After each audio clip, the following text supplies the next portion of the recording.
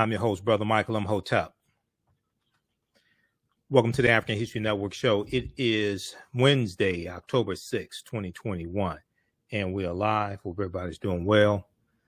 It's been a very, very busy day today. Had to teach a 2-hour online course, teach a 2-hour online class today also of a special installment of Ancient Kemet, the Moors and the Maafa, understanding the transatlantic slave trade, what they didn't teach you in school. So we have a jam-packed show today. There was a story I was going to get to yesterday, but I said, no, we'll save it for the day. We talked about Tesla having to pay a $137 million lawsuit to a former black employee. We talked about some other things as well. We talked about the White House protests outside of the White House for the John Lewis Voting Rights Act. So there was a story that I saw a few days ago. It's PBS NewsHour, PBS.org has a story. A number of outlets have picked this up. In Kansas City, at a high school in Kansas City, there was a pro-slavery online petition that was circulating, that some high school students circulated. And it was calling for slavery to be brought back. It was calling for slavery to be brought back. Now, when you listen to parents in this school, this is Park Hill South High School in Kansas City. Parents are saying this is not the first racial incidents. There have been a number of racial incidences, at least in this school district. And Park Hill South High School is in the Park Hill School District. There was a email that went out on September 22nd to parents to let them know about this petition that was circulating online. And the petition was circulated the week before the email went out to parents. Needless to say that many parents are furious, and they're saying this is not the first incident of something like this at this school district. So we're going to talk about this, but then also on the Black News Channel, they did a segment on this. And I'm going to share that segment from the Black News Channel because they had a education expert on in this segment, Dr. Chris Emden,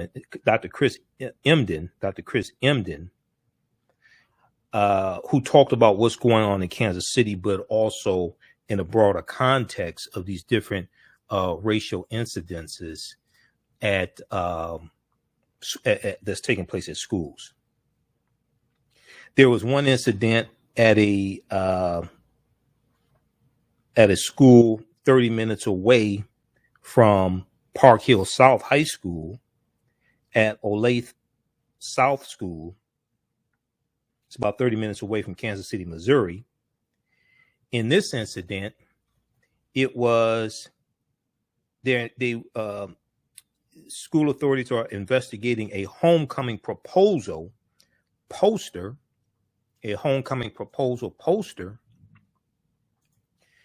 that read, "If I was black, I would be picking cotton, but I'm white, so I'm picking you for homecoming. If I was black, I would be picking cotton, but I'm white, so I'm picking you for homecoming." So you have all types of idiotic instances like this that continue to happen. At the same time, you have right-wing groups that are pushing to shut down conversations about race and racism and systemic racism, white supremacy in schools, and they are trying, in some instances, trying to get certain books banned that deal with the civil rights movement and deal with racism, etc. Okay, all this is taking place at the same time. So there's a good article from pbs.org. We'll talk about that. Now, also on yesterday's show, we talked about, I was on Roland Martin Unfiltered on Tuesday. Normally I'm on Friday, but I was on Tuesday. I'll be back on this Friday. And we discussed on Roland Martin Unfiltered and on this show here on Tuesday, we discussed the protest that took place outside of the White House protest challenging Joe Biden and Kamala Harris on voting rights bill ends in arrest. And the John Lewis voting rights bill, the debate started today in the Senate Judiciary Committee, but the bill was introduced into the Senate on Tuesday, the John Lewis voting rights bill. Okay. And I was sharing a segment here from Roland Martin Unfiltered, and we ran out of time here on 910 AM Superstation WFDF. I continued the broadcast on my social media platforms. I'm going to let you hear the rest of that segment because I was on the panel and Roland was coming to me, so you did not get a chance to hear that yesterday. We're going to share that with you today. Now, also what happened today, so the John Lewis Voting Rights Act was introduced in the Senate on Tuesday, and this is why the protesters were out there on Tuesday. And it was the League of Women Voters, and it was People for the American Way. Ben Jealous was there, president of People for the American Way, former national president of the NAACP. So you have Senator Patrick Leahy of Vermont introduced the bill, the John Lewis Voting Rights Bill, on Tuesday, okay? And it's going through the process. Today, I want to pull up this article here. Today in the Senate, they heard from the top Department of Justice civil rights official, Kristen Clarke, Assistant Attorney General for the Civil Rights Division. And she impressed upon the Senate the need to pass the John Lewis Voting Rights Act. All right, so that took place today. We're going to talk about that also. And then yesterday, let's see, what was it? Monday. Monday, we talked about the lawsuit filed by the family of Henrietta Lacks and attorney Benjamin Crump against a biotech company, alleging that this biotech company has been using the sales of Henrietta Lacks and making millions, if not billions, probably billions of dollars off of them. Okay, because Thermo Fisher Scientific, their annual revenue, according to their website, is $35 billion. Thermo Fisher Scientific, according to their website, their annual revenue is $35 billion a year. Okay, now they're not saying they made all that money off of the sales of Henrietta Lacks, but they made a lot of money. Okay, so we talked about this on Tuesday on Roland Martin Unfiltered. We talked about it here on this show on Monday. We talked about it Tuesday on Roland Martin Unfiltered, and on yesterday's show, I said I would share that segment from Tuesday's edition, Tuesday, October 5th edition of Roland Martin Unfiltered. I said we would share that on today's show. So we'll do that. And then also on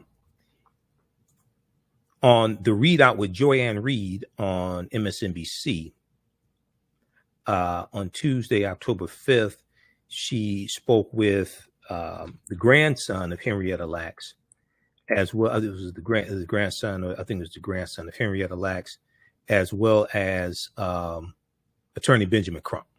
Okay, so we'll talk about that some more as well and share that interview as well.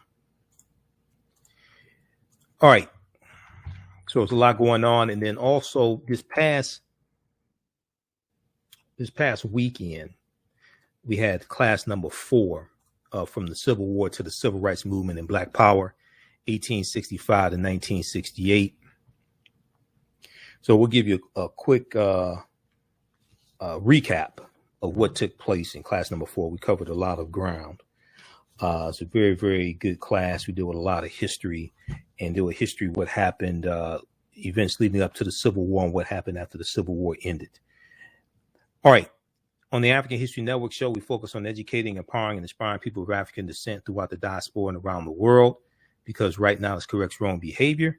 What you do for yourself, what you do to yourself, and what you allow other people to do to you and get away with is based upon what you think about yourself. What you think about yourself is based upon what you have been taught about yourself. What you've been taught about yourself is based upon everything you've read, heard, and seen about yourself. So when you control the radius of a man or a woman's thoughts, you can control the circumference of his or her actions, because the mind can't do or teach what it doesn't know. Now, we deal with a number of different topics here on the African History Network show. We deal with current events in history and politics, education, economic empowerment, entrepreneurship, relationships, love, sex, health issues, and much, much more. Sign up for our email newsletter. Text the word Kemet, K-E-M-E-T, to 22828 to sign up for our email newsletter. Text the word Kemet, K-E-M-E-T, to 22828 to sign up for our email newsletter. Also visit our website, AfricanHistoryNetwork.com, AfricanHistoryNetwork.com, and sign up for our email newsletter there as well. Okay, you can still register for the new 10-week online course that I teach on Sundays. Ancient Kemet, the Moors, and the Maafa, understanding the transatlantic slave trade, what they didn't teach you in school. We deal with thousands of years of history and deal with what led up to the transatlantic slave trade taking place. Visit our website, AfricanHistoryNetwork.com, AfricanHistoryNetwork.com. As soon as you register, you can watch the class we just did this past Sunday. The class is 12 noon to 2 p.m. Eastern Standard Time. We do the sessions live. All the sessions are recorded. And you can go back and watch them anytime, even after the 10-week online course is over with. You can go back and watch it. All right. I want to jump into this first topic here. We'll jump into this on the other side of the break. We're coming up here on the break list to the African History Network show right here on 910 a.m. the Superstation, the Future Radio. I'm your host, Brother Michael Imhotep. We'll be back in a few minutes. Black on Purpose Television Network. Yes, Black on Purpose Television Network. All black, all positive, all the time. The largest black-owned streaming television network in the world, bringing our people together worldwide, controlling our messages, our stories, our way.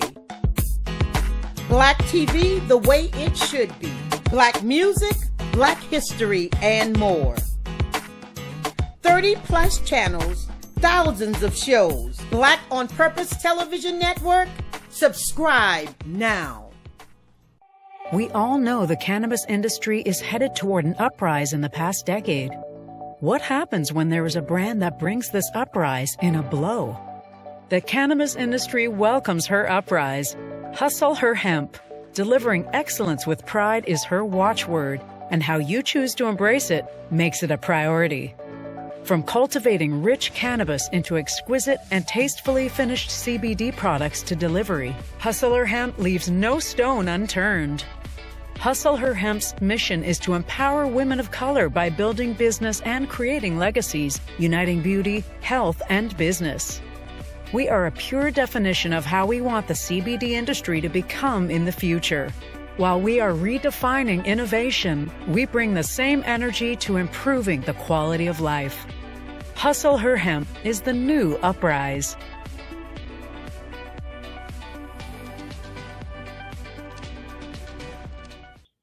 Current events in history and politics, education, economic empowerment, entrepreneurship, relationships, love, sex, health issues, and much, much more. Unfortunately, many people confuse what racism is. Racism is a power structure. There was laws and policies that put us in this predicament. It's going to be laws and policies that take us out. So when you control the radius of a man or woman's thoughts, you control the compass of his or her actions, because the mind can't do or teach what it doesn't know. We have it all on 910 AM Superstation.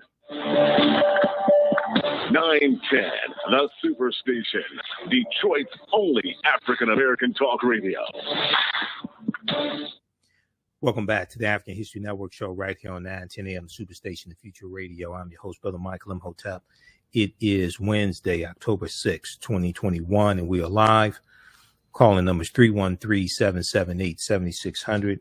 313-778-7600 is the calling number if you have a question or comment.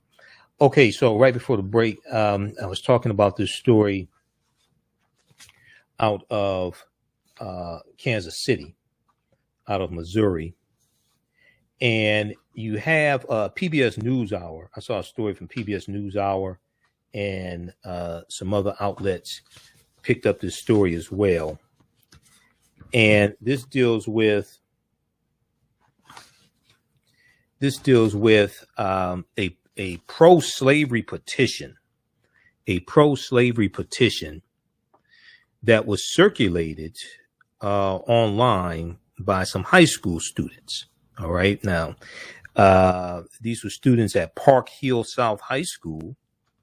And if we look at this article here from PBS NewsHour, an online petition to reinstate slavery that made its rounds at a high school in Kansas City in the month of September 2021 is the latest in a series of incidents sparking outrage from parents and students who say race-related controversies at the school are an all too common occurrence. Okay, race-related controversies at the school are an all too common occurrence. Now, in an email to parents at Park Hill South High School dated September 22nd, Park Hill School District Superintendent Jeanette Cowherd, Cowherd, acknowledged the petition, which was brought to officials' attention nearly a week prior, by saying many people are hurting because of quote unquote unacceptable and racist statements online. Many people are hurting because of unacceptable and racist statements online. We're going to go to clip one, Shakita from KWCH. Now, and she added that Board of Education, quote, prohibits discrimination, harassment, and retaliation. The Board of Education prohibits discrimination, harassment, and retaliation, and that discipline could equal suspension or expulsion. Now, Park Hill School District Superintendent Jeanette Cowherd did not share any specifics regarding the students involved, nor whether they have been disciplined. The email also noted the district will set up meetings to, quote, give the opportunity to share how they feel. But parents say the school district is doing little to mitigate the ongoing problems. So the parents are saying this is not the first instance. This is not the first problem that we've had with racial incidences and bigotry. Parents say the district is doing little to mitigate the ongoing problems, including individual attacks on students based on their race. Now, Jeff Holmes, Holmes, is a parent and said during public comment at a Park Hill School Board meeting a couple of weeks ago, it would be, Thursday, 2 weeks ago then. He said, quote, I have a disheartening feeling about the incident that happened at Park Hill South. I don't feel like it was addressed properly or at all. I don't feel like it was addressed properly or at all. He went on to say, quote, I've heard all of the nice, kind words, and I guess that they are okay. They are what they are, but they are meaningless, hollow, and insincere if we don't see action. Now, Park Hill South is only the latest school over the past week to make headlines for its handling of racial incidents. Now, this article came out September 29th from PBS NewsHour. It's one of the latest articles that I found because in doing research for this topic, for this show, this is one of the latest articles I found. It's hard to find more up-to-date articles on this story here. Now, just days after the petition circulated,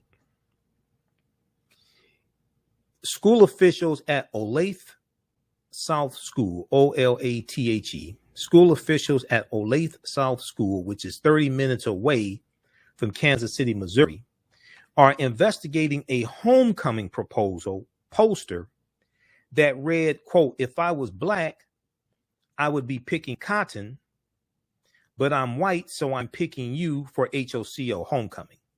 Okay. And I saw articles about this specific incident, and it had a white student holding his sign up. And I was wondering, I said, okay, I wonder if that person's parents voted for Donald Trump. I'm just curious. So you have to wonder, okay, where are they getting this from? Picking cotton. What do children know about picking cotton? They may pick cotton out of their ears, out of a Q-tip, but what do they know about picking cotton?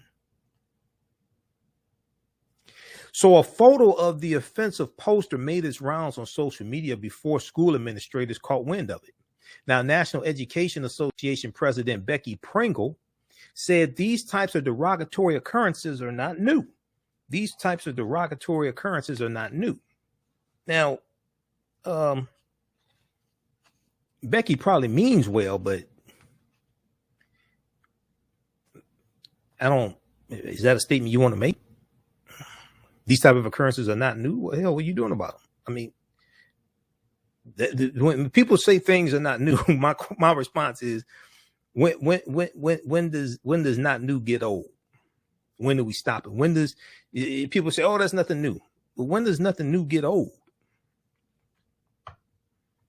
Quote, all students, no matter their race or place, have a right to a public education in a safe learning environment. But right now, many of our students are scared, anxious, and feeling threatened. Many of our students are scared, anxious, and feeling threatened. What happened at Park Hill South High School is not an isolated incident, nor did it happen by accident, she said in a statement to PBS NewsHour.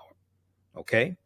She said it's not what happened at Park Hill South High School is not an isolated incident, nor did it happen by accident. Now, National Education Association,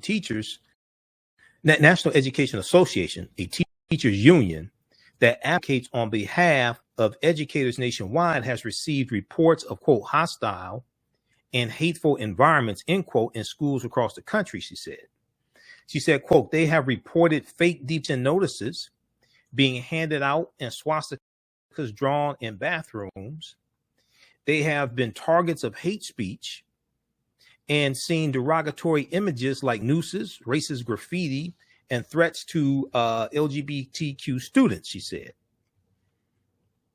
Now, when students feel they are not welcome, their ability to learn and thrive is diminished. Last week, Park Hill South Principal Kerry Herron, Herren, apologized to the girls' volleyball team after making them remove shirts that read, Together We Rise, quote unquote, Together We Rise, made them remove these shirts that had the slogan on it, Together We Rise, before a game. The shirts were designed to promote racial unity. Okay. Park Hill South Principal Kerry Herron said the shirts were designed to promote racial unity, but Herron, then serving in an interim role, said the statement was, quote unquote, political and erroneously likened the shirts to wearing shirts that would promote the Ku Klux Klan. So it was a shirt to promote racial unity. Together We Rise. Now, the volleyball girls had created T-shirts to wear in solidarity, and I think the principal floor and made them remove them, said Judy Stutterheim, whose daughter attends Lead High School, L-E-A-D, Lead High School, an innovation program that includes Park Hill South students. The incident continues to be a sore point for parents. So it sounds like Together We Rise, it sounds like it was to bring about racial unity, but to bring about to fight against white supremacy and racism. It sounds like the T-shirt. Okay, together we rise. That's what it sounds like. The volleyball girls had created T-shirts to wear in solidarity, and I think the principal ran out on the floor and made them remove them. Now, Joshua Clarke, a parent who has one child in Park Hill School District and has chosen to send another elsewhere because of these kinds of incidents, shared several emails he sent to the superintendent. All right, hold on just a second. We just lost our connection to the station. Hold on just a second. Let me.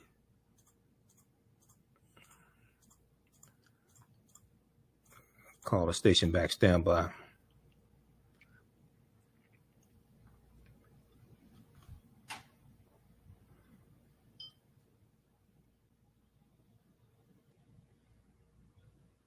Yes, Michael, we lost our connection.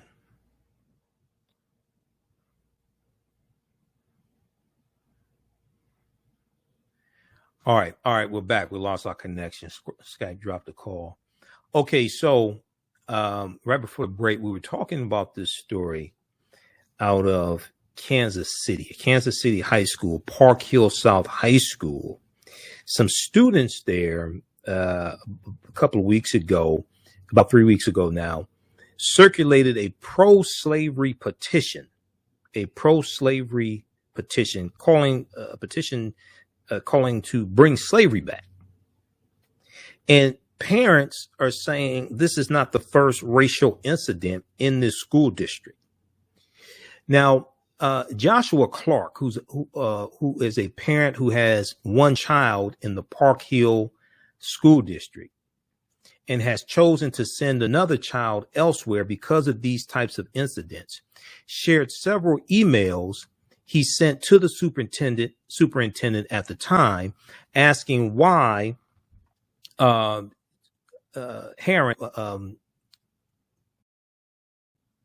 Park Hill South principal Kerry Herron, he asked why Herron was subsequently promoted to principal after the incident with the volleyball girls team. He said, quote, "It says to students and parents that the district does not care about Black and brown people." He said, "My initial reaction to the latest petition," here we go again, the petition to bring slavery back. "My initial reaction to the latest petition was, here we go again. It is kind of unfortunate that things happen so much, you kind of get desensitized to it." Now, his son, Joshua Clarke's son, attends the high school and told him about the petition. Joshua Clarke, the parent, said he has emailed the superintendent his thoughts about the incident. It just seems as if Park Hill School District is continuously playing catch up and apologizing and acknowledging racist behavior that goes on in the district after the fact. Acknowledging racist behavior that goes on in the district after the fact. He said he and his wife had issues with his youngest daughter's experience at the elementary school last year. He said some little girls at the school thought it would be funny to call her a monkey and tell her to go back to Africa. Some little girls at the school thought it'd be funny to call her a monkey and tell her to go back to Africa, he said. Now, Joshua Clarke added that his daughter kept getting in trouble for responding, and as time went on, they decided to withdraw her from the school district altogether and enrolled her at a charter school. So I want to go to this clip here on the Black News Channel on October 4th. On the Black News Channel on October 4th, they discussed this topic here, and it was a really good segment. Shannon Lanier of the Black News Channel spoke with educator and author Dr. Chris Emdin.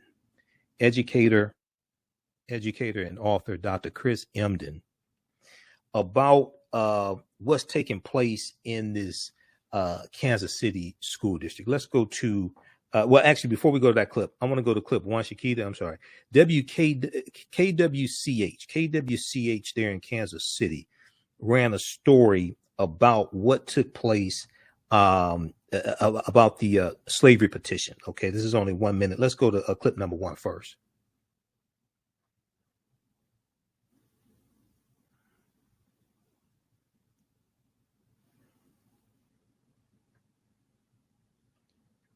Okay, you got clip number one.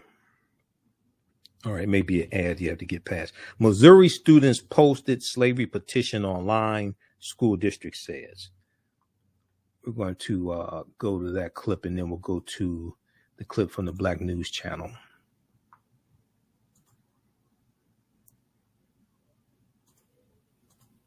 Okay, we had a clip. I don't hear anything. Take it off mute.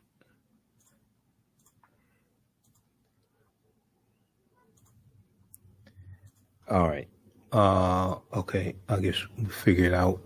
I want to pull up this article here from KWCH. I was looking at a number of different sources here. Now, Black Enterprise has an article that talks about how the school district is bringing in a race expert or something like that okay, what they do with the clip? They had the okay. Just go to clip 2 from the Black News Channel. Something wrong with the clip from KWCH. Just go to clip 2 from the Black News Channel.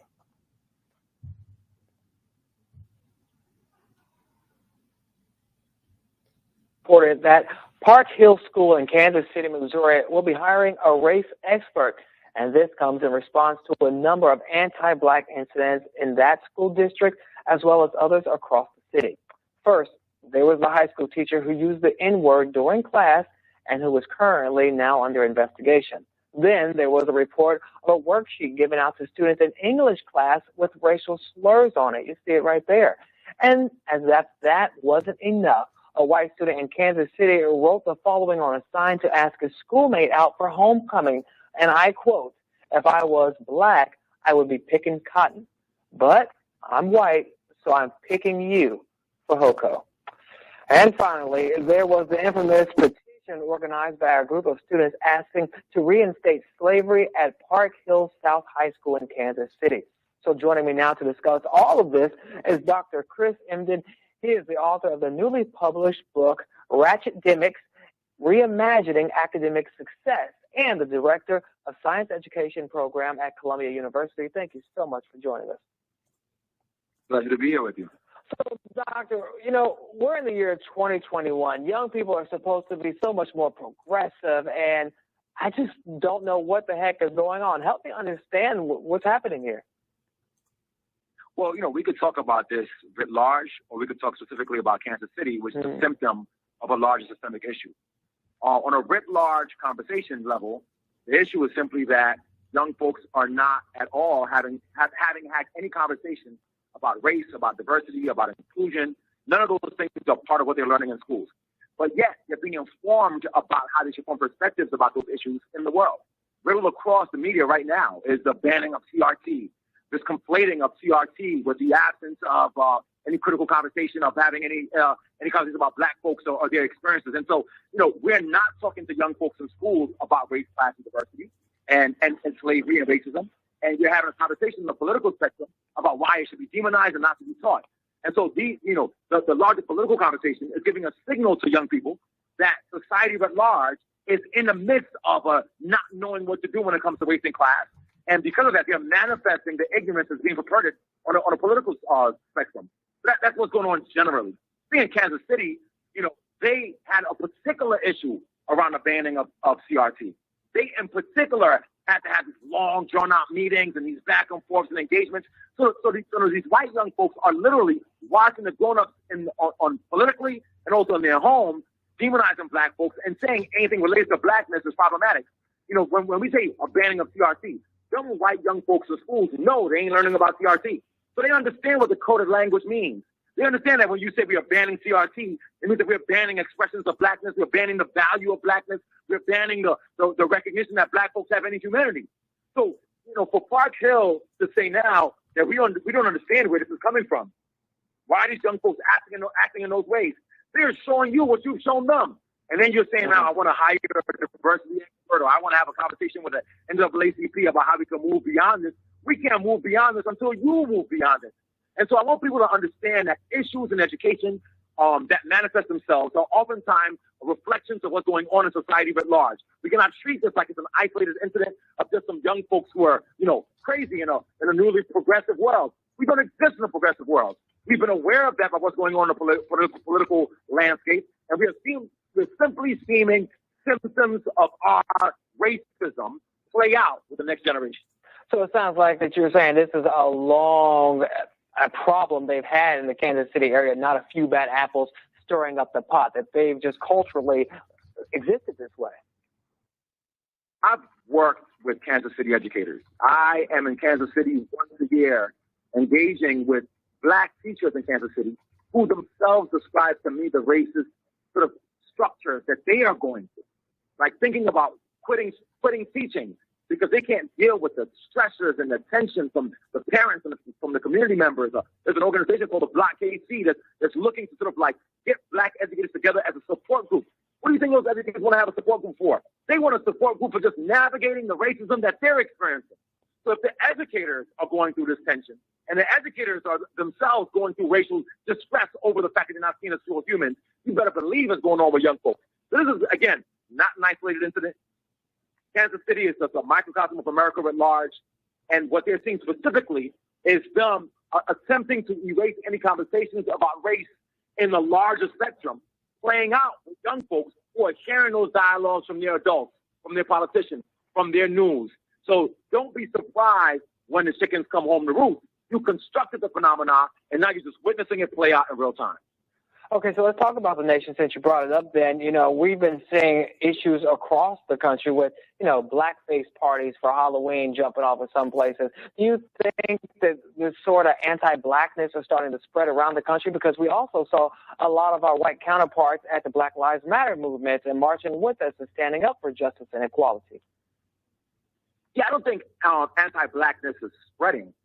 I think that anti-blackness is revealing itself. If people look at this segment that we've had so far, you know, we talked about the issues with the firefighters.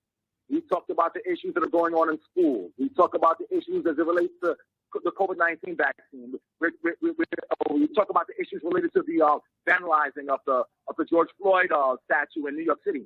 What we're seeing is simply a visible expression of what has always lied to me. And I think that we've had under the past administration an endorsement of, or a kind of like validation of, folks expressing their bias in ways that support a larger political agenda. And so the racism that has already existed is simply being manifested. And what we're seeing in the schools is seeing how this is not just a phenomenon that's existing for adults, but for young folks who are ingesting what the adults have constructed and are now playing it out. You know, this is a large issue. We're not just talking about, you know, this one thing that's a sort of post-Trump phenomenon. We're talking about during the Biden administration, that's supposed to be a response to the Trump administration, young folks right now who are exhibiting these racist practices because we've given them a cosign. We've said to them, it's okay if you say it out loud right now. And that's a bittersweet thing. Bitter in the sense that young folks have to witness this. Sweet in the sense that we're simply now able to reveal what we already have experienced. See, when young folks in Kansas City were saying this 3 years ago, the entire structure in the city was saying, no, it's not really happening. How dare you? There's no racism. Now, folks are showing you what we've been saying for a very long time. So it's bitter that it's out loud and our babies got to see it. It's sweet in the fact that it validates the fact that this has been a reality for black folks for a very long time in that city and across the nation. Well, some people believe, like those in Park Hill, that the solution would be maybe to get someone in diversity and inclusion, equity type of officer or race coach to come into the school to help talk to people, to counsel people, and tell them about the issues and what they're experiencing and how to get over it. Do you think that is part of the solution or the solution entirely, or is that just a Band-Aid? Fam, how you coaching somebody on something and you're not coaching the folks who are the ones who are perpetuating the violence and the problematic issue? It defies logic. Now, this is not to say that we do not need DEI officers across the nation to be able to address these phenomena. I'm just saying they said at Park Hill, which ironically has a mascot that is the Panthers, but I'm sure some young folks ain't learned nothing about no Black Panthers ever. But you're hiring somebody to come and talk to the staff around racist practices that the young folks are exhibiting that they learned from their parents. How, Sway, is that supposed to address the issue? What we're seeing here is people who are enacting practices to pacify a Black population who's frustrated with the issue by saying that we're going to hire somebody to talk to us about it or to coach us through how we respond to it going forward, but not to address the issue. As long as you have curriculum in that school that does not value Blackness, as long as the state of Missouri is saying we don't want to talk about race, class, diversity at all. In fact, we want to ban CRT, even though we're not really teaching CRT. So folks are fearful about talking about race at all. If you don't address those larger issues, having somebody to get coached or coaching somebody who ain't the one who's perpetuating the violence to address the violence is simply a way to pacify an audience of Black folks who are frustrated with the infrastructure in that school district. So what is the solution in your belief besides pacifying people? Well, it's got to be a writ large, comprehensive approach. As an educator, I reckon the first step is in teaching and learning. At the end of the day, the magic bullet is in education. What are those young, I'm not throwing away those young, believe it or not, I'm not throwing away those young white folks who are racist. I'm not. I'm saying there are consequences to your action, and I also want to understand what got you to understand Black folks in this way, and how do I create a curriculum, a strategy, a set of classes, benchmarks in your school to ensure that you leave this place not holding on to that belief system. So for me, the first step is in the teaching, is in the curriculum. The next step is having conversations with the parents of those young folks. I don't believe in you saying, you enacted this violent thing. I'm going to call the NAACP in, and now you suspended. All the suspension is going to breed is frustration, because if you believe that what you shared was truth and you're suspended for your truth, you become emboldened in your truth, and you get folks who believe in that same thing to support you even further. So for me, it looks like critical conversation within those communities about what birthed the phenomena that led the students to enact these practices. So that's the next part. And then the last part for me is this. The Black parents who said, I've had enough. I am frustrated. The ones who brought this issue to the fore, do not be pacified by a Band-Aid on your issue. You must ensure that at home you are teaching your child the reason why they are hated in this way, the reason why they're demonized in this way, the reason why they're being reduced to just being the person who picked cotton by those peers is because they are feared. And the reason why they are feared is because they are brilliant, they are genius, and they are magic. No one is saying these things about you because you are less than. They're saying these things about you because they are fearful of the power and the magic that you hold in the depths of your being. And if they don't do that and teach that to those Black babies in the school, then please ensure that you're teaching that to those Black babies at home. Because it's only when they understand why they're being treated in this way, when they understand why they're being assaulted in this way. It's not because you're less than, it's because you are excellent. And if the parents of those Black children did that at home, if the school addressed the curriculum, and we had conversations with not just those young folks in those communities about how they've learned these things, we have a more comprehensive approach to dealing with this, rather than coaching the school on the practices of the kids. Wow. Dr. Chris, I'm glad you're out there promoting this message and getting it out there to as many schools and as many people as possible. Thank you so much for your time. I hope they're listening. Okay. I pause right there. That's Dr. Chris Emdin, Black News Channel, October 4th, 2021. Kansas City students spread petition to bring back slavery. Very quickly, Shakita, let's go to clip 3. This was from Roland Martin Unfiltered on Tuesday, October 5th. We talked about the protests outside of the White House pushing for the John Lewis Voting Rights Act. Let's go to this clip. Look, it's real simple here, Michael. You hear the activists saying this. Latasha Brown has said it. Cliff Albright has said it. And that is, you cannot out-organize voter suppression. And so it's like, Democrats, what the hell do you think is going to happen? What do you think is going to happen? Right. This is all about self-preservation. It's about self-preservation for African Americans. It's about self-preservation for Democrats in the House of Representatives in the 2022 midterm election. It's about self-preservation also for Democrats in the Senate that are up for re-election as well. You have 19 states that have passed 33 new voter restriction bills. States where it's already hard to vote are passing more voter restriction bills. And then you also had 25 states that passed 62 bills to make it easier to vote. So states where it's easy to vote are making it easier to vote. Biden was here in Michigan today. He was in Howell, Michigan today, pushing his infrastructure bill, which is needed. But you also need to go on a tour. You also need to go to certain states. I think you should go to Arizona, and I think he should go to West Virginia and do a speech there about voting rights. But we have to, I can't stress this enough. If voting rights just remain a black issue, I don't live in the Senate. Okay, it has to be expanded because this impacts more than just black people. When you have these voter restriction bills, you have 38 million disabled Americans who are registered to vote. Okay, when you talk about restricting mail-in ballots, you're talking about hurting them. We just saw the women's reproductive activists, about 200,000 of them, assembling this past weekend. When you talk about restricting voting rights, okay, you're talking about hurting white women. You're talking about hurting college students. Okay, so I love John Lewis. I understand 65. I understand the Voting Rights Act, but this is bigger than just a black issue. And lastly, Roland, notice how silent corporations have gone. Because, see, corporations were putting out memos and things like this just a few months ago on voting rights. They've gone completely silent. Okay, so also pressure has to be put back on corporations as well to speak up and put pressure on politicians also, like Manchin and Sinema, who they help finance. All right. Pause it right there. Okay, we're out of time here. Those watching on Facebook and YouTube, keep watching us on our Facebook fan page, The African History Network, and our YouTube channel, Michael Imhotep, Imhotep. We're going to talk about, I'll share the segment from Roland Martin Unfiltered yesterday when we talked about Henrietta Lacks. Okay, we'll share that. And then there's also a follow-up now. The Kansas City Star has a story here dealing with the Kansas City School District. We're going to continue this topic here because I have a response from the superintendent as well. Park Hill leader, district hiring expert to fight racism after pro-slavery petition.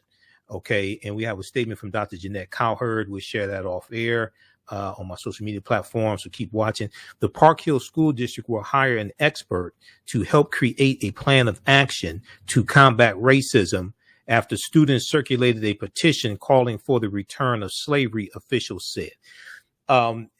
Keep watching on Facebook and YouTube. Right now, corrects wrong behavior. It's not over till we win. Wakanda forever. We'll talk to you tomorrow. Peace. All right.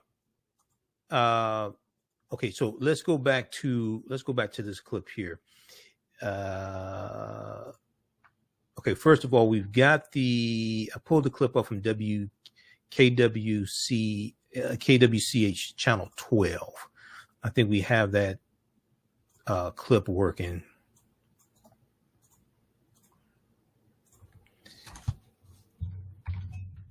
Let's see. I want to go to this clip here first.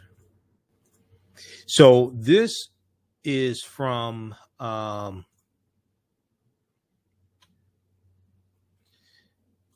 let's see. This is from September 22nd. September 22nd. KWCH channel 12 in the Kansas City area. Okay, they ran this story, and this is a spokesperson for the school district. Officials in the suburban Kansas City school district are investigating a small group of students who posted it online calling for the return of slavery.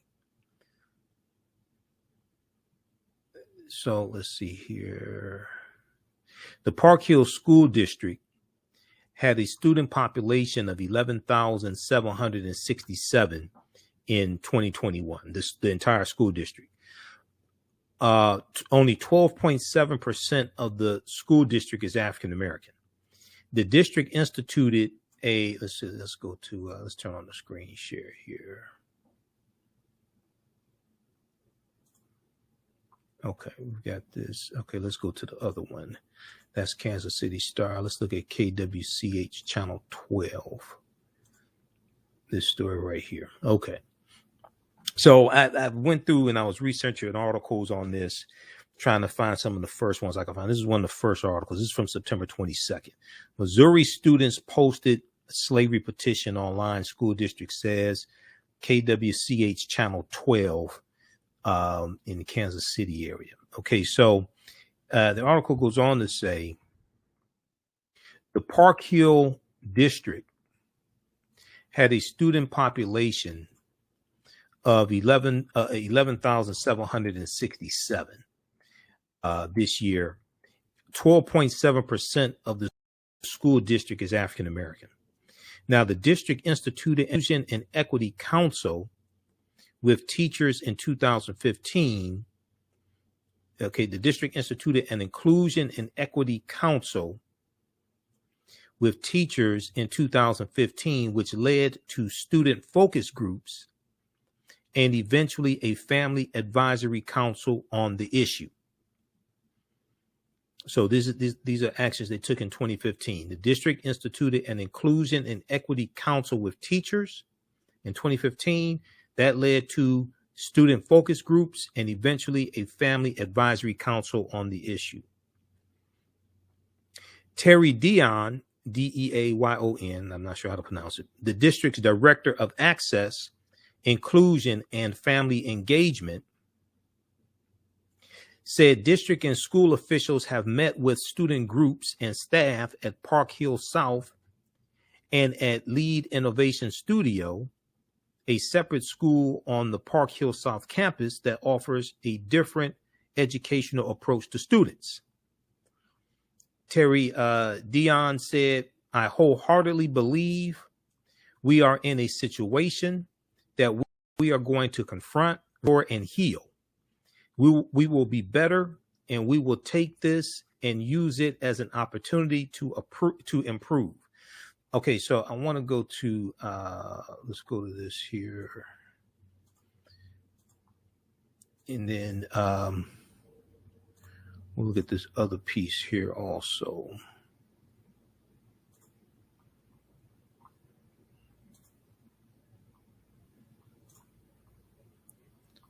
All right, let's see here. This one right here. Let's cue this up just a second.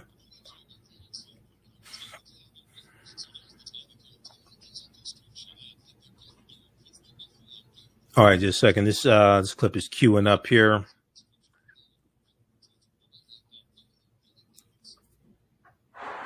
Swift condemnation. That's the reaction from district leaders after a group of Park Hill South students post unacceptable racist comments online. It doesn't matter their intent.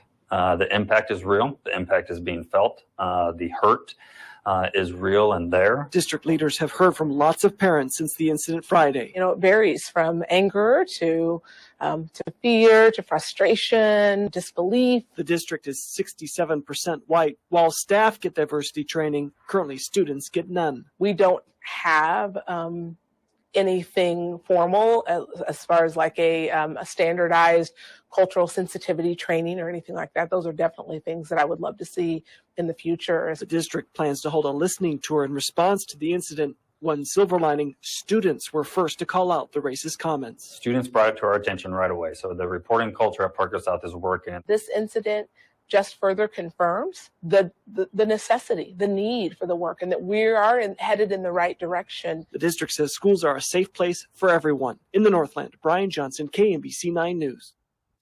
All right. So that is reporting from KNBC Channel 9. I guess KWCH Channel 12 picked this up. We're going to post this link here. You can read this article also. Now, that was from September 22nd. Now, the school superintendent put out a video in response to this, and Park Hill leader, district hiring expert to fight racism after pro-slavery petition. Okay, now we're going to go to, let's see, do we have it here? Yeah. Okay, I'm going to go to this video here from the school superintendent. Let's cue this up.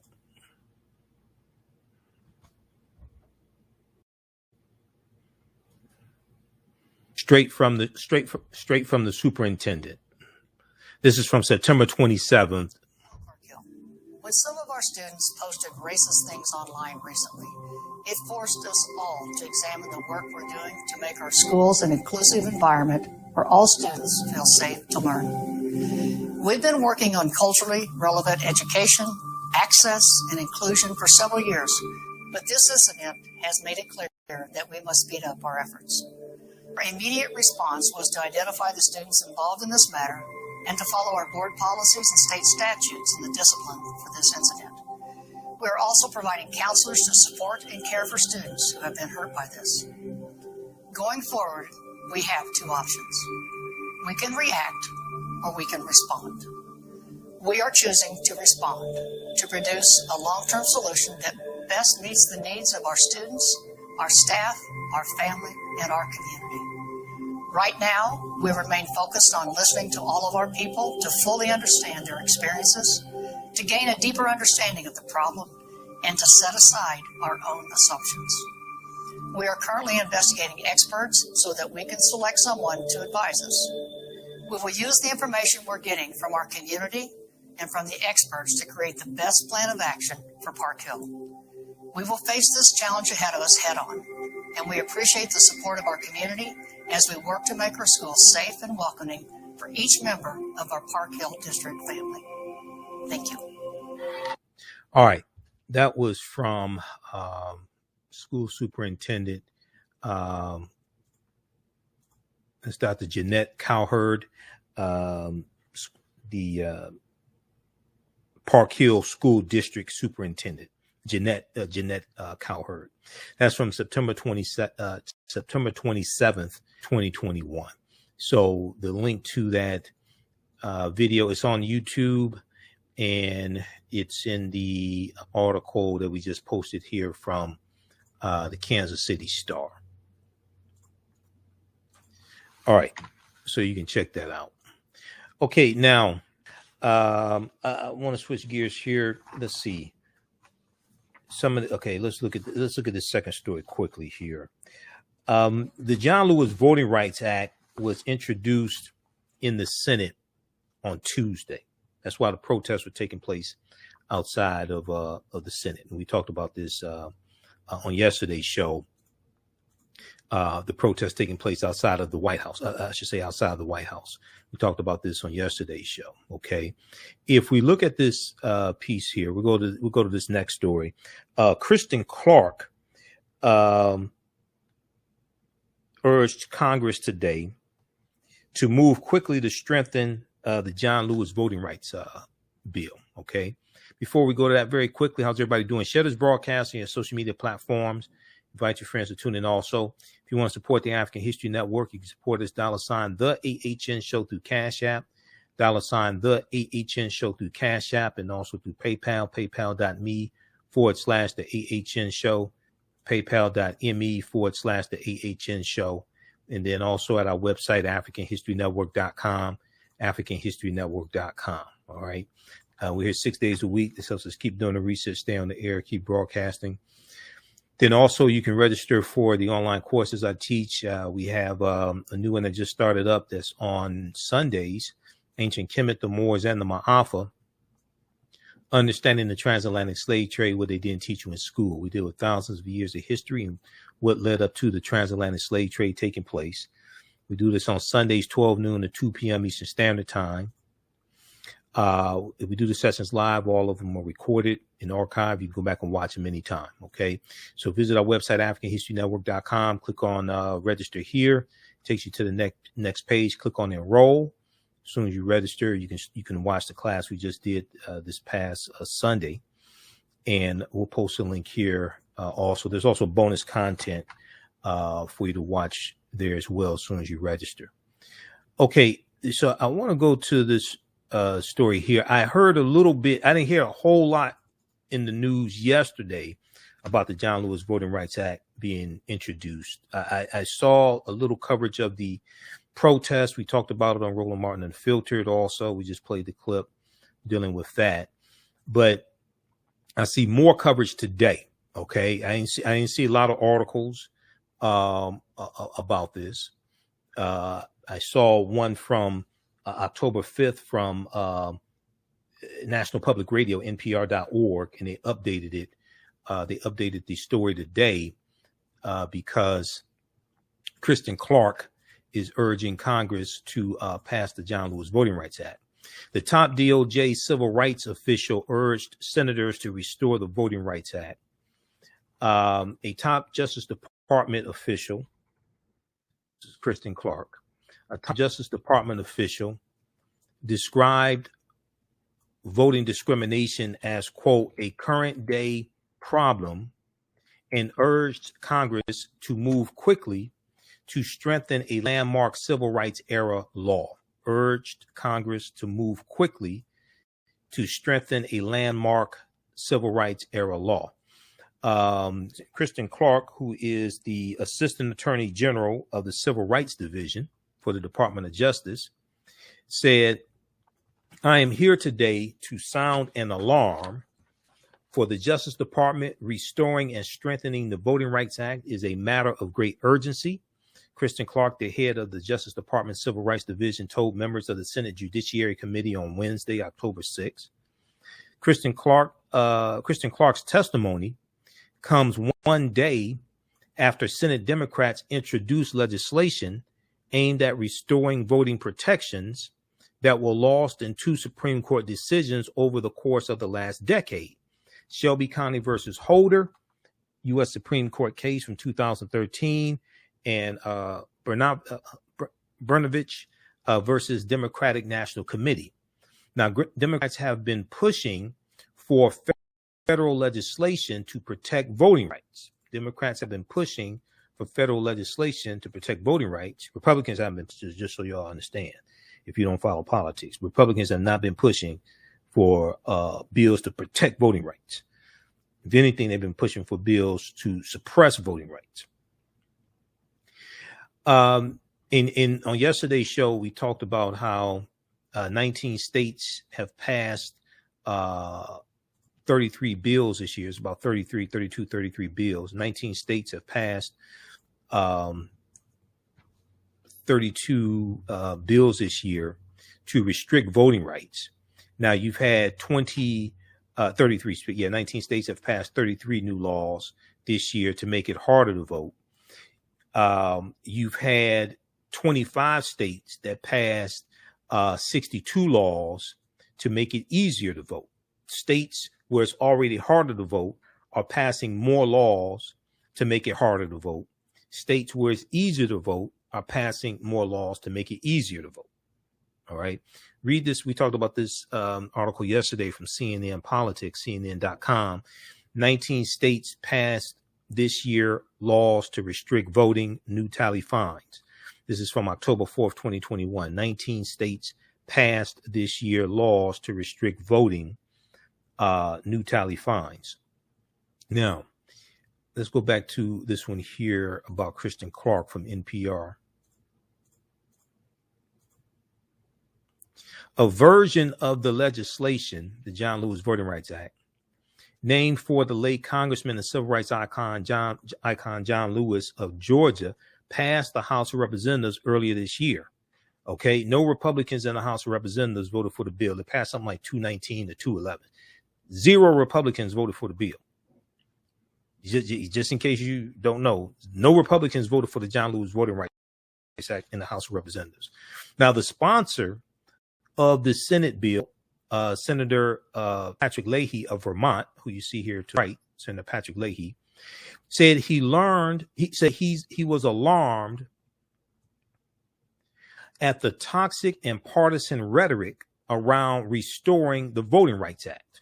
Sir Patrick Leahy, Democrat of Vermont, said, who's in his 80s, said he was alarmed at the toxic and partisan rhetoric around restoring the Voting Rights Act this year, noting that bipartisan majorities in Congress have reauthorized the Voting Rights Act. In the past, there was no problem reauthorizing the Voting Rights Act, but because of Donald Trump and Donald Trump pushing the big lie and these other weak Republicans falling in line to echo this big lie that Donald Trump is pushing, now all of a sudden the voting rights bills are a problem. And reauthorizing the Voting Rights Act of 65, now all of a sudden it's a problem. But Democratic efforts to pass any federal voting rights legislation, including this bill, have been rejected by Republicans this year, who have dismissed it as an unnecessary and a Democratic, quote unquote, power grab, as punk ass Senator Ted Cruz did on Wednesday. Okay, little weak Ted Cruz, who, when he's up for re-election, he should be crushed. He should be voted out of office. It should be when Senator Ted Cruz, he's not up for re-election in 2022. When he's up for re-election, it should be such a humiliating defeat that he wants to leave Texas. When he's up for re-election, the defeat should be so humiliating. Everywhere he goes, people will point at him and call him a loser.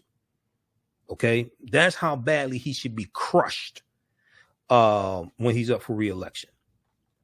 Senator Raphael Ted Cruz, lion flying Ted Cruz. Punk ass Ted Cruz said this bill is an assault on democracy. Now, you kissing the behind of the man that led an insurrection, Donald Trump. That's how spineless Ted Cruz is. You help promote the January 6th insurrection. You were there. This is spineless Ted Cruz. He says it's cynical and wrong.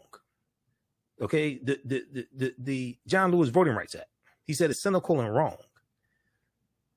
Now, this effort is separate from a pared down voting rights and elections bill introduced in September 2021.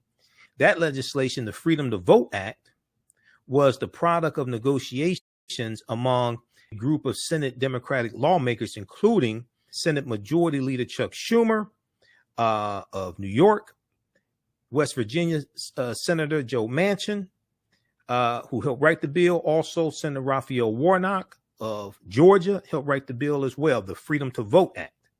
Now, the Freedom to Vote Act would establish some federal guidelines on ballot access in response to voting restrictions enacted by Republican-led state legislatures around the country. Senator Joe Manchin had been the lone Democrat holdout in supporting the For the People Act, okay, which was a more sweeping piece of legislation. He was the lone Democratic holdout on that act and has been in conversation with Republicans, hoping to win over some support for the scaled back bill, but no Republicans supported the bill. It made Joe Manchin look like a damn fool.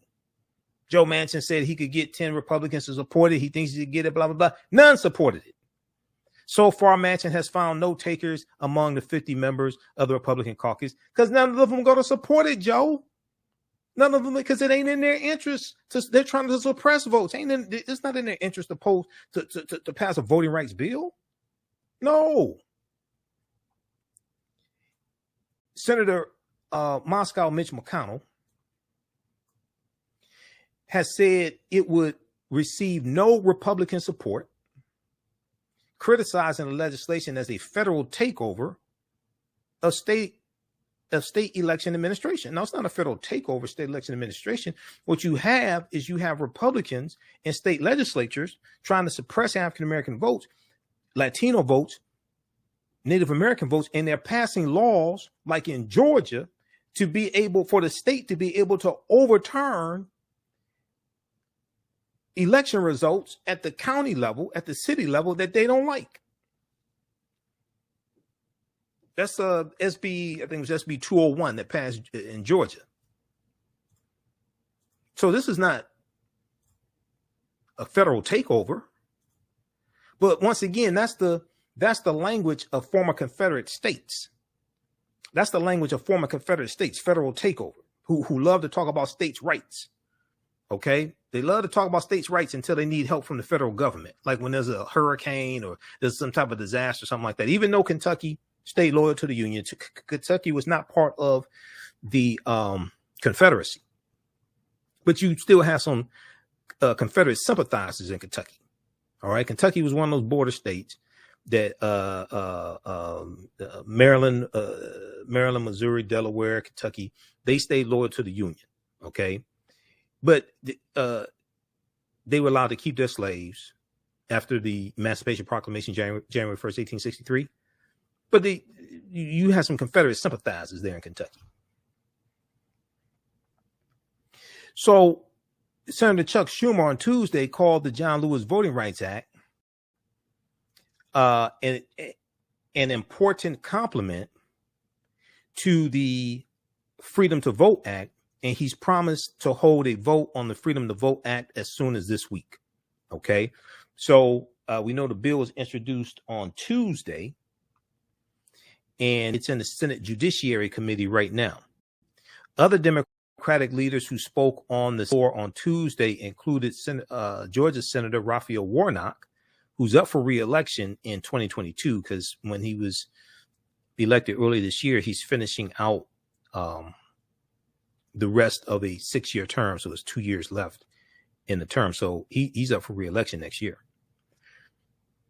Senator Raphael Warnock spoke as well. He said it was essential to pass both pieces of legislation. He said the John Lewis Voting Rights Advancement Act builds for us a fire station to protect against future fires. The House of Democracy is already on fire, so we need the John Lewis Voting Rights Advancement Act, but we also need the Freedom to Vote Act. We've got to put out the fire. We're going to build a fire station for future fires. Now, Senator Raphael Warnock counted the late Congressman John Lewis as one of his parishioners at Ebenezer Baptist Church in Atlanta, and said that he believed, as John Lewis did, that voting is a sacred undertaking. Voting is a sacred undertaking. Okay, read the rest of this here. This is from National Public Radio, October 6, 2021. The top DOJ civil rights official, Kristen Clarke, urged senators to restore the Voting Rights Act. Okay, so we'll post this link here. You're going to hear a lot more about this as well. Okay, you're going to hear a lot more about that also. Let's see here. All right, we're short on time. I'm going to go to the clip from the readout with Joanne Reed. We'll share that tomorrow. We're short on time. I'm going to squeeze it. Let's see. We'll squeeze this one in here from, if you missed it from yesterday, this is from Roland Martin Unfiltered, when I was on, and we talked about Henrietta Lacks on the panel. This is about 3 or 4 minutes. We're going to squeeze this in, and we're going to do a quick recap of what we covered in class number 1 of Ancient Kemet, the Moors, and the Maafa, understanding the transatlantic slave trade, what they didn't teach you in school. Okay, let's go to this clip here. Henrietta Lacks is suing a biotech company, claiming it's been selling her cervical cells without her knowledge or the estate's knowledge or consent. The federal lawsuit says Thermo Fisher Scientific knowingly mass-produced and sold the tissue obtained through what it calls a racially unjust medical system. The cells in question were taken in 1951 by doctors at Johns Hopkins. Lacks was terminally ill at the time, and her cells have been used for use in countless scientific research studies since. Her family says now it's time for justice for Henrietta Lacks. about time. Here, 70 years later, we mourn Henrietta Lacks, and we will celebrate taking back control of Henrietta Lacks' legacy. This will not be passed on to another generation of Laxes. Amen. We stop here, and we move forward to get control of Henrietta's legacy, and I would like to restore my family's honor. Throughout the years of watching my family go through what they went through, my dad being ignored in courthouses, my grandmother defamed by, she had to sign her name with the X.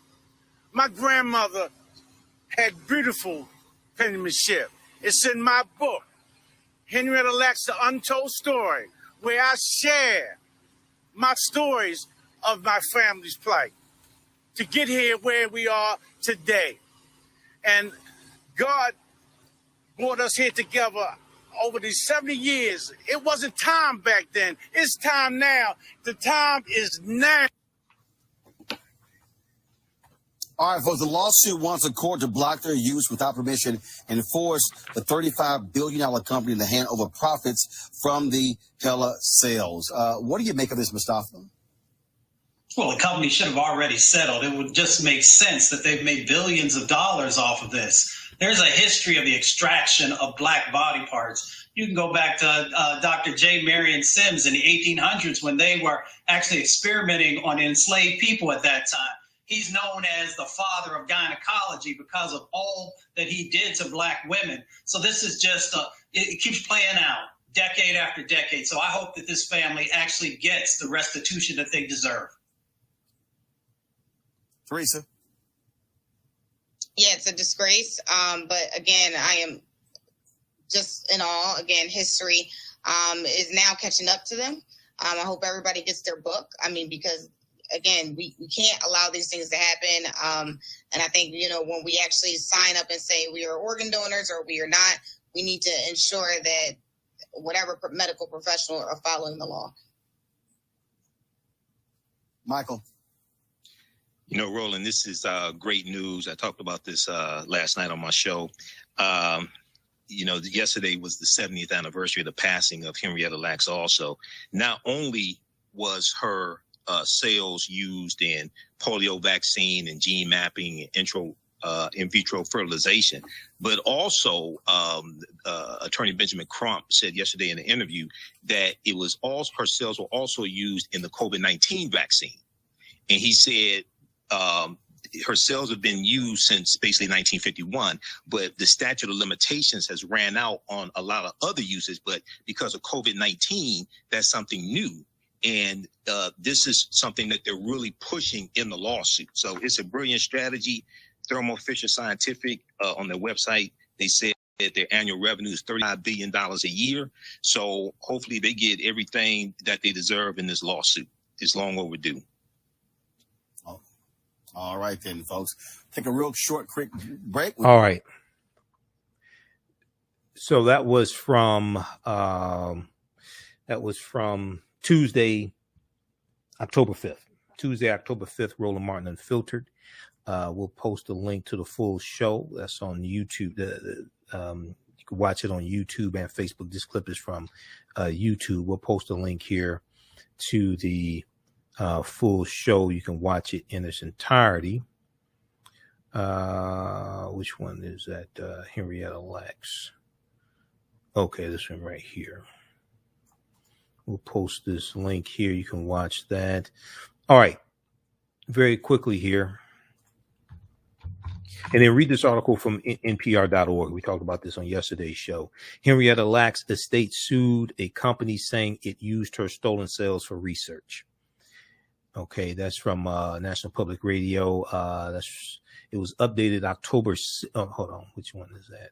That's from that's from October 4th. October 4th, 2021. All right. So Sunday was class number 1 of Ancient Kemet, the Moors, and the Maafa, Understanding the Transatlantic Slave Trade, what they didn't teach you in school. Now, the class was supposed to be 2 hours, but I had a lot of information to cover, so we ended up doing 3 hours. So as soon as you register, actually, we talked about this yesterday, day before yesterday. I'm going to talk about from the Civil War to the Civil Rights Movement of Black Power, 1865-1968. We did class 4 on Saturday. We did class number 1 of Ancient Kemet, the Moors, and the Maafa, Understanding the Transatlantic Slave Trade. We did this on Sunday. And then that class meets on Sundays, 12 noon to 2 p.m. We end up doing 3 hours. As soon as you register, you can watch that class. And we laid a foundation and dealt with some ancient history and dealt with a number of different topics here. And we dealt with a timeline of history. So just to lay a foundation for class number 1. But what I want to do today, I forgot. I want to talk about class number 4 from the Civil War to the Civil Rights Movement of Black Power. I want to do a quick recap of that. We already did a recap of class number 1 of Understanding the Transatlantic Slave Trade. I want to do a recap of the class we just had this past weekend from the Civil War to the Civil Rights Movement and Black Power, 1865 to 1968. All right, so we deal with history leading up to the Civil War, just to lay a foundation. And then we mainly focus on from 1865 through 1968, Reconstruction era, 1865 to 1877, Jim Crow era. We look at World War I, World War II, Black Power movement, Civil Rights movement. Okay, so we talked about the Fort Pillow Massacre of 1864, led by Major General Nathan Bedford Forrest. Okay, who was also one of the is believed to be the first Grand Wizard of the Ku Klux Klan, Nathan Bedford Forrest.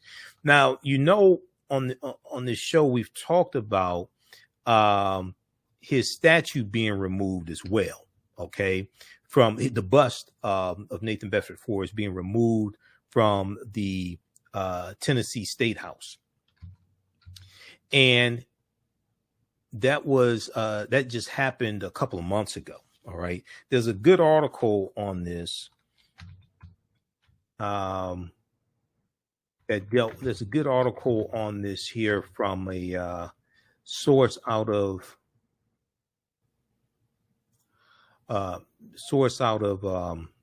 Tennessee, okay, that dealt with his bust being removed. But Washington Post has a good article dealing with the Fort Pillow Massacre, okay, the Civil War battle, where the Civil War battle that left nearly 200 black soldiers murdered. And Nathan Bedford Forrest had a lot of these African-American Union soldiers executed even after they surrendered. Okay. He's just an evil person. The Civil War massacre that left nearly 200 black soldiers murdered. This is something we talked about this past weekend in class. The battle to regain Fort Pillow began April 12, 1864, when Nathan Bedford Forrest, Major General Nathan Bedford Forrest of the Confederacy, led 2,500 Confederate cavalry in an attack on the fort about 40 miles north of Memphis, Tennessee, according to the National Park Service. The fort was held by Union troops, including 295 white soldiers and 262 colored soldiers under the command of Major Lionel F. Booth. The Confederates, including sharpshooters, unleashed a storm of bullets on the fort, killing Booth. Major General Nathan Bedford Forrest demanded unconditional surrender. Although outnumbered by the Confederate soldiers, Major William F. Bradford, who had taken command of the Union troops, refused to surrender. Confederates renewed the attack, soon overran the fort, and drove the Federals down the river's bluff into a deadly crossfire, according to the National Park Service. As many as 300 Union soldiers including 200 black soldiers, were killed. Many were shot point blank in the head. Many of them were executed. Many were shot point blank in the head. Now, this was under the command of Nathan Bedford Forrest, who would go on to become a prominent Klans member. Mark Lemming was the highest ranking Union officer to survive the battle. His eyewitness account, written nearly 30 years later on April 14th, 1893, would stand as a testament to what happened at Fort Pillow. Okay, so we talked about the Fort Pillow massacre during the Civil War. We talked about how Lincoln was not an abolitionist and dealt with Lincoln and slavery and things like that. We also talked about Special Field Order number 15, 40 acres and a mule, what it was, what it wasn't. And one of the things about it, a lot of people don't know, is that land, it was 400,000 acres of coastal land. 400,000 acres of coastal land is South Carolina, Florida, and Georgia.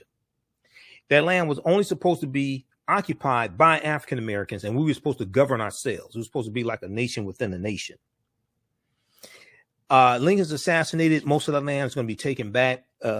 President Andrew Johnson from Tennessee, who was sympathetic to the Confederacy, took all that land back, gave it back to the plantation owners, to the former slave owners. We also talked about the creation of the Freedmen's Bureau, the Bureau of Freedmen's, Refugees, and Abandoned Lands, the U.S. Bureau of Freedmen's, Refugees, and Abandoned Lands, created by Congress in March of 1865 to help former slaves and destitute white people as well. We talked about that also, the Freedmen's Bureau. Special Field Order number 15, all of that, Juneteenth, we dealt with as well, and why the Emancipation Proclamation did not free the slaves. We're going to this weekend. We also talked about the New York City draft riot, July 1863. The New York City draft riot, July 1863. We dealt with that as well, because that New York City draft riot took place after the Emancipation Proclamation, and you had white men up north in New York City who were going crazy because they had to either get drafted and fight in a war if they were of age, or they could pay a $300 fine and not go to the war, or pay somebody else to take their place in the Civil War. But $300 was that's like the equivalent of about $5,800 today back in 1863. That was the average annual salary of a white man back then. So only wealthy white men could pay that $300 and not go to war. And this caused a lot of this caused a like an insurrection. It's a New York draft riot. And these white men are going, they're killing African Americans, destroying businesses, attacking federal buildings, like the January 6th insurrection. Okay, this is a little known piece of history. And there were draft riots also in Detroit and Boston. New York City was the big one. The New York City draft riot was the big one. And after the Emancipation Proclamation, the purpose of the Civil War shifted from bringing the South back into the Union to freeing the slaves. And this caused a lot of backlash from white men, because some of them were saying, well, wait a second, if you free the slaves, they're going to take our jobs, even though the majority of the slaves were in the South. Okay. And a lot of states in the North had already freed the slaves. But some of them were saying, wait a second, if you free the slaves, they're going to take our jobs. Here's an article here from blackpast.org. It deals with the New York City draft riots of 1863. And it deals with these attacks. It was anti-black violence that was taking place in New York City. When the draft came to New York City in July 1863, anti-government anger turned to anti-government and anti-black violence, kind of like the January 6th insurrection and these white supremacists, the white supremacist domestic terrorists, kind of like them. The anti-black violence was driven by the resentment that the Irish would have to compete with freed people, freed African Americans, for jobs in the city of New York now that the Union had embraced emancipation. Now that the Union, the United States, had embraced emancipation. Because, see, before the Emancipation Proclamation, the Union wasn't focused on freeing the slaves. The Emancipation Proclamation was a military strategy as a threat that Lincoln issued to the Confederacy, that if you don't come back into the Union by January 1st, 1863, we're going to free your slaves. Now, they had no authority to free the slaves. They had the Confederacy has separated from the Union, set up their own government, set up their own constitution based upon the U.S. Constitution, set up their own monetary system. So you can't pass laws that impact them. Now, you can go and conquer them and bring them back into the Union and free the slaves. You can do that, but you can't pass laws to tell them what to do. So what happened was anti-government anger that white men had in New York against the Union, talking about not freeing the slaves, and they're going to take our jobs, and there are at least 262 skills, trades, and crafts that African people had in this country from 1619 to 1865. So our skill set was as good as most white men, in many cases even better. Okay, so the anti-black violence that was inflicted upon us in New York was driven by the resentment that the Irish would have to compete with freed African Americans for jobs in the city now that the United States had embraced emancipation. On the first day of the draft, on July 11th, 1863, the city was relatively quiet. However, by day 3, July 13th, tensions boiled over. Volunteer firefighters from Engine Company number 33 were known for their violent nature. Angry at their commissioner, they set fire to their own company house, which attracted an angry mob. Led by the firefighters, the mob continued down 3rd Avenue, ransacking and burning businesses in their wake.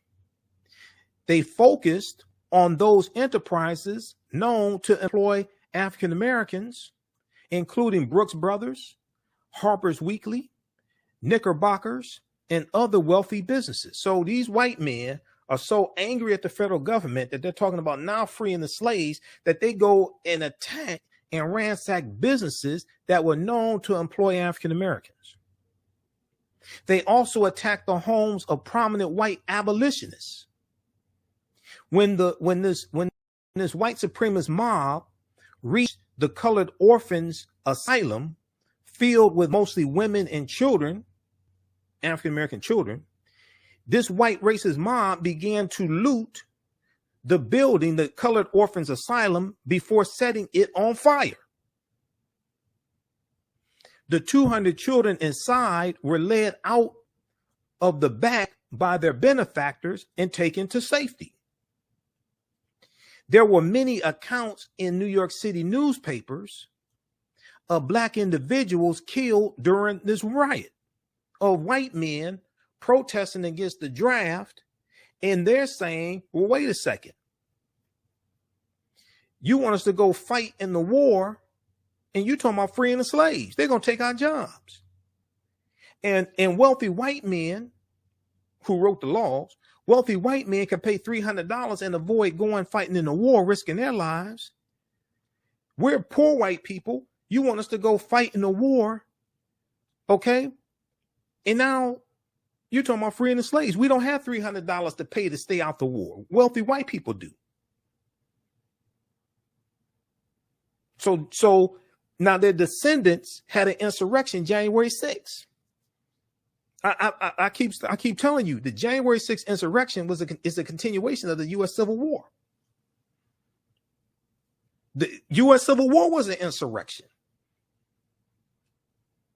Although there were an estimated 633 deaths, only 120 were reported to the police. This is in like 4 or 5 days of rioting in New York. This is the New York City draft riot, July 1863. How many of you have never heard of this before? This is the New York City draft riot, July 1863. How many of you have never heard this before? See on this, see all that superfluous BS floating around on social media. We don't deal with that stuff here. We have to deal with like real substance. Of those, however, 106 were African American. Of the 120 people killed reported by police, 106 were African Americans who were killed. One account by Ibrahim Franklin's one account of Ibrahim Franklin's death was typical. Ibrahim Franklin was in church praying. He was a disabled man who made his living working as a carriage driver. He lived at a home and supported his elderly mother. The mob reached him just as he was rising to his feet from his prayers and beat him to death. They then dragged him outside and hung him in the churchyard in front of his mother. Finally, they mutilated his corpse. This is in New York City. That's the North. You remember Malcolm X said, anytime you south of the Canadian border, you're in the South? This was in New York City. This wasn't in Alabama or Mississippi. Stuff like that did happen in Alabama, Mississippi. This was in New York in July 1863. Now, although the Union had won two major victories over the Confederacy at the Battle of Gettysburg in Pennsylvania and the Siege of Vicksburg in Mississippi, and there's a Vicksburg Massacre in Mississippi also in 1874 as well. We talk about that in the class as well. Colfax Massacre, Vicksburg Massacre, Opelousas Massacre, 1868. We do a chronology of history of 1865 and 1968. And it's like certain things that we go through and look at. And we look at the laws and policies put in place to suppress African Americans, to put us in the predicament we're in today, to understand where we need to go from here, to understand what happened in history. And we also talk about the rampant voter suppression that took place, especially after Reconstruction ended. Now, President Abraham Lincoln was forced to send 4,000 Union troops to stop the violence sweeping across the city. They had to send in the Union troops to put down this insurrection in New York, just like you had an insurrection in Washington, D.C., January 6th. With the arrival of the Union troops, including some who had fought at Gettysburg, the violence ended on July 16th. One of the ringleaders, John Earhart Andrews, was arrested and jailed for his role in the riots. Several arrests were made, but there were no other convictions.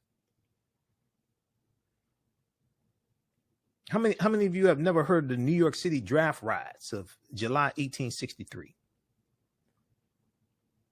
This is a deep history. So this is during the Civil War. To understand what's taking place today, we have to understand the Civil War and what happened after the Civil War ended. Because just as you have 49 state legislatures, Republicans of 49 state legislatures passing bills to suppress the vote. This is what they did. This is what they did in 1876 with the Texas State Constitution. This is what they did in 1890 in Mississippi with the Mississippi State Constitution, 1895 in South Carolina, 1898 Louisiana, 1901 in Alabama. They were rewriting these state constitutions in these southern states, these former Confederate states, to totally take back control of politics, society from African Americans, because we were voting and getting African Americans elected into political office during Reconstruction. There's about 2,000 African Americans elected officials who got voted into office, because African American men were voting, mainly African American women could not vote. So African American men, we were voting in South Carolina. The majority of the state legislature in South Carolina during Reconstruction were African American men. And then when you look at what happened in Mississippi in 1890, African Americans were the majority of the population in Mississippi in 1890. The minority population, white people, changed the state constitution to implement poll taxes and literacy tests to suppress African Americans and lock us out of political power in the state of Mississippi. I don't think they've ever recovered from that in Mississippi. It was called the Mississippi Plan. It was called the Mississippi Plan, and they said we are here to exclude the Negro. So if you watch Eyes on the Prize, the original Eyes on the Prize, and they talk about there's a segment where they talk about the Voting Rights Act of 1965 and why it was needed.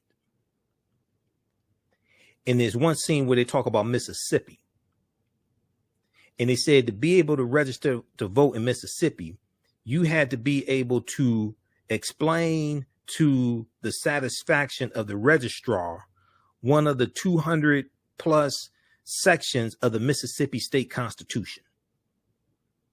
You had to be able to explain it to them. They point out which section they want you had to be able to explain it to them. A lot of those registrars a lot of those white people who were registrars were illiterate. But that Mississippi state constitution goes back to 1890. And the man who presided over this state convention to rewrite the state constitution, he was a white county judge named Solomon Saladin Calhoun. And he didn't beat around the bush about why they were here. He said putting the voting issue bluntly. Judge Solomon Saladin Calhoun said, let's tell the truth. If it bursts the bottom of the universe, he said, we came here to exclude the Negro. Nothing short of this will answer. We came here to exclude the Negro. So we go through each class, we go through and analyze approximately a 10-year period of history. We look at laws and policies put in place. We look at our successes as well in industries that we're building and businesses, things like this, but also methods that were used to take away land from us. How we get locked out of voting. And all you got to do, you go study what happened in the 1890s and early 1900s. The same thing's happening right now in state legislatures. Except back then, we had more sense and realized, oh, they're suppressing our vote. We have more today. Some of us so distracted with Instagram and Real Housewives and Love and Hip Hop and all stuff like this. We don't realize that they're doing the same thing that they did after Reconstruction ended. But now you have a declining population of white people in this country, and all you have to do is look at the results of the latest census, 2020 census. The population of white people in this country dropped below 60% for the first time since 1790 when the first census was taken. Now, they knew these trends were coming. This is why they're fighting tooth and nail to, one, maintain control of state legislatures, two, implement voter restriction bills so they can then take back control of the U.S. House of Representatives and U.S. Senate, and also maintain control of state legislatures. And there's Democratic governors that they're trying to knock out as well in the 2022 midterm elections also.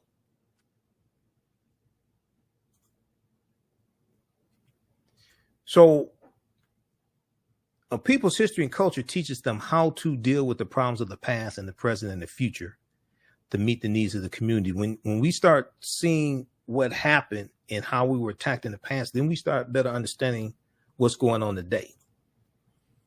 And it's not about a political party, even though most of this stuff is coming from Republicans. It's not about political party. It's about understanding white supremacy and racism, really. And these attacks that are taking place, and this is in conjunction with the attacks on critical race theory. This is in conjunction with these false attacks on critical race theory to then try to shut down any discussions about racism, systemic racism, all this stuff, like in schools.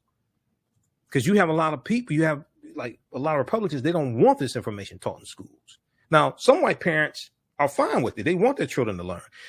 We talked about the study from USA Today Ipsos that dealt with how it was about 63% of 63% of Americans said that they want their children to over 60% of Americans want children to learn legacy of slavery. And they were talking about their children. Read this article here from thehill.com. This is a study from September 2021, USA Today Ipsos study. Over 60% of Americans want children to learn legacy of slavery. Okay.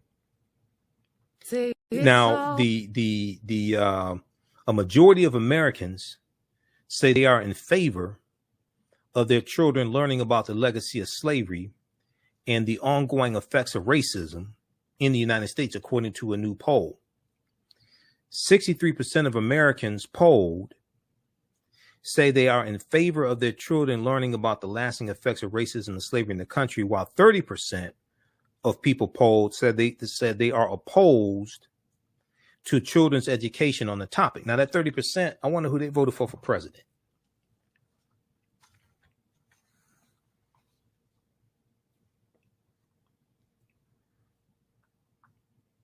Read this one right here. Now, so these are some things we talked about in class number 4. We're going through history, and we dealt with the end of the Civil War. We dealt with General Robert E. Lee surrendering to General Ulysses S. Grant April 9th, 1865. Lincoln shot April 14th, 1865 at the Ford Theater. I almost said Audubon Ballroom. We talked about Malcolm X also. Okay. We talked about Malcolm X, and we talked about Malcolm also in Understanding the Transatlantic Slave Trade, because I played the clip of Malcolm where he used the term African Americans from March 29th, 1964 in the Ballad of the Bullet at the Audubon Ballroom, because the term African American goes back to 1782 in Philadelphia, Pennsylvania, earliest recorded usage. That wasn't created by Jesse Jackson. He reintroduced the term. Okay, so we dealt with all that. And then we talked about the 13th Amendment, ratification of the 13th Amendment of 1865 as well. I referenced the almost 2-hour interview that I did with Dr. Darrell Scott, history professor at Howard University, who teaches a class on from slavery to mass incarceration, because we talked about the myth that there's a loophole in the 13th Amendment that re-enslaved African Americans after slavery. All this, the 13th Amendment is based upon the Northwest Ordinance of 1787. Most people never heard of the Northwest Ordinance of 1787. That's what that's based upon. This law right here already applied to white men. They're giving to African Americans the same rights that white men have. And then in 1866, you had the Civil Rights Act of 1866, which then protects African Americans entering into legal contracts and different things like this. They're giving to African Americans the same rights that white men have. Okay, the 13th Amendment didn't re-enslave them. No, that's myth. And that wasn't even when you talk to abolitionists and you look at contemporaries at this time, things like this. They weren't talking about the 13th Amendment re-enslaving them. Now, sharecropping did happen, and there were state contracts like in South Carolina that said that you had to have labor contracts with plantation owners, what have you. But that wasn't because of the 13th Amendment. It's just like the convict leasing system. Convict leasing system goes back to about the 1840s in Alabama. That's before the 13th Amendment. And the convict leasing system is going to be short-lived. It ends in 1928 in Alabama. That's the last state to have it. But most of the other states had abolished it long before then, the convict leasing system. Okay, so there's some other things we talked about, but that's just a brief recap of some topics that we dealt with in class number 4. So this weekend, we're going to go through and analyze the Reconstruction period, 1865 to 1877.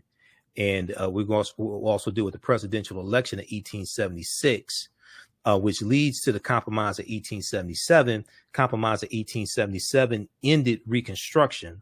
We're also going to talk about the failing of the Freedmen's Bureau. Well, the Freedmen's Bank in 1874. Okay, we'll talk about that. And we'll talk about the Freedmen's Bureau, how the Freedmen's Bureau was underfunded, not properly managed. It did do some good, but originally the Freedmen's Bureau was only supposed to last for a year, and it's supposed to aid newly freed African Americans and destitute white people. If you're enslaved for 246 years, okay, now African Americans generally enslaved. Nobody was 246 years old, but if you have a people enslaved for 246 years and you create a bureau to help them after slavery ends, don't you think you need the bureau for longer than a year or 2 years? Because originally it was only supposed to last for a year, and then it was extended, and you know it ends up lasting for maybe about 10 years, something like that. But if you have a people enslaved for 246 years, don't you think you would need like a Freedmen's Bureau for like decades? The Freedmen's Bureau, formerly known as the Bureau of Refugees, Freedmen, and Abandoned Lands, was established in 1865 by Congress to help millions of former African Americans and poor whites in the South after in the aftermath of the Civil War, because you had a lot of poor, destitute white people in the South also. Okay, they didn't have a pot to piss in or window to throw it out of. You had a lot of poor, destitute white people. The Freedmen's Bureau provided food, housing, and medical aid. The Freedmen's Bureau also established schools and offered legal assistance. It also attempted to settle former slaves on land confiscated or abandoned during the war. They also helped negotiate labor contracts for African Americans. The Freedmen's Bureau also helped us to find lost loved ones that were sold off during slavery, things like this. The Freedmen's Bureau also, because they were putting ads in newspapers to help us find lost loved ones. The Freedmen's Bureau also helped us to get married legally, because this is one of the first things we wanted to do after slavery ended, was get married legally, because we always valued marriage. We always valued family. However, the Bureau was prevented from fully carrying out its program due to a shortage of funds and personnel, along with the politics of race and Reconstruction.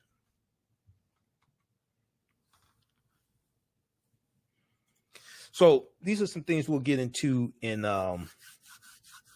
class this week, this weekend. Do this class on Saturdays. It's actually 12 noon to 2 p.m. Eastern Standard Time. From the Civil War to the Civil Rights Movement and Black Power, 1865 to 1968. And I had to create this class because this class comes after. This class picks up what understanding the transatlantic slave trade leaves off, because there was so much information that I deal with for understanding the transatlantic slave trade.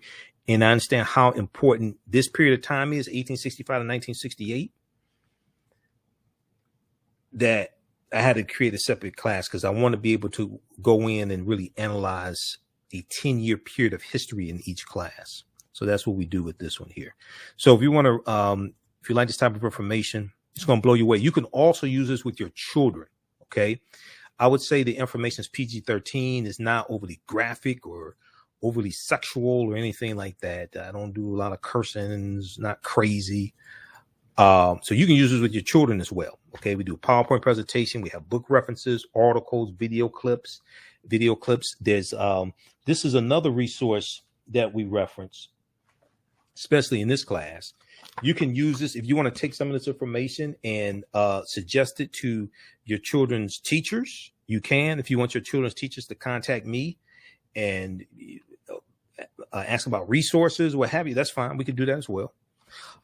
This is one of the tools that we use: Teaching Hard History American Slavery. Teaching Hard History American Slavery from the Southern Poverty Law Center.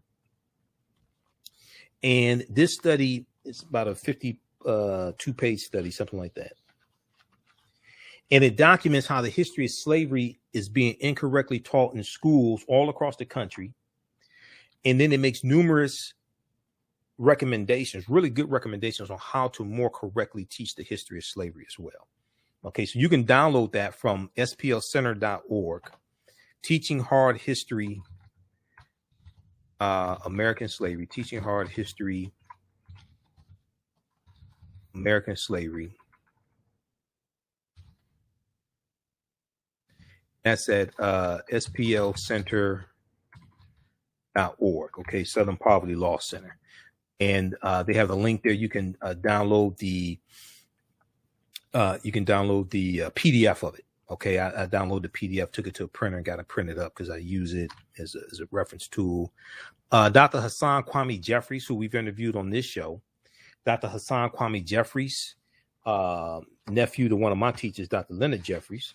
He chairs the advisory board that put this together. So he's an associate professor of history at Ohio State University.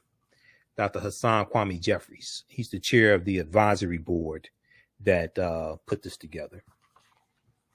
He actually, if you watch Tiffany Cross's show, The Cross Connection on MSNBC, he was on 2 or 3 months ago dealing with reparations for Jamaica.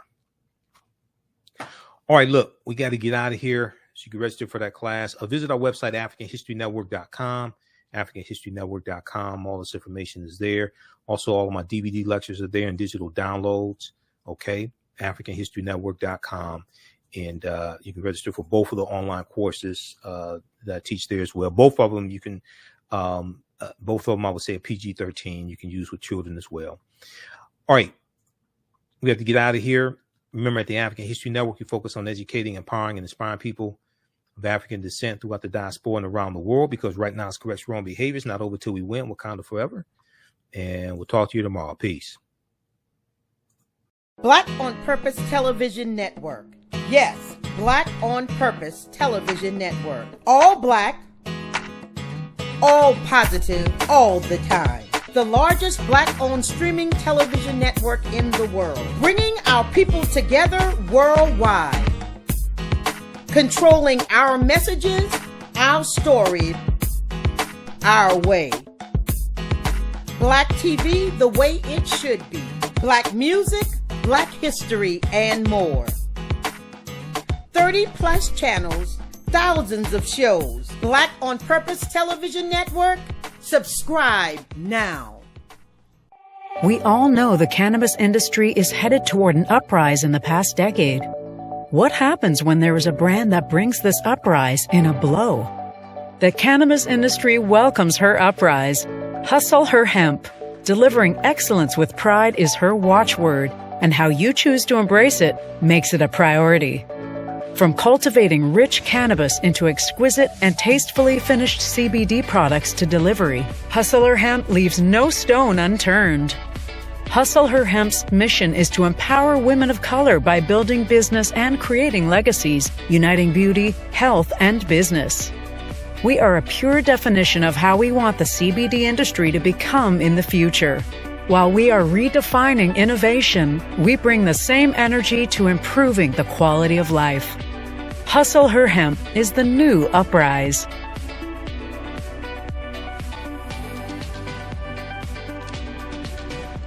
Hi, I'm Joel Wilson, President and CEO of JCW Computer Consulting, LLC, a technology implementation firm with over 20 years of satisfying customers.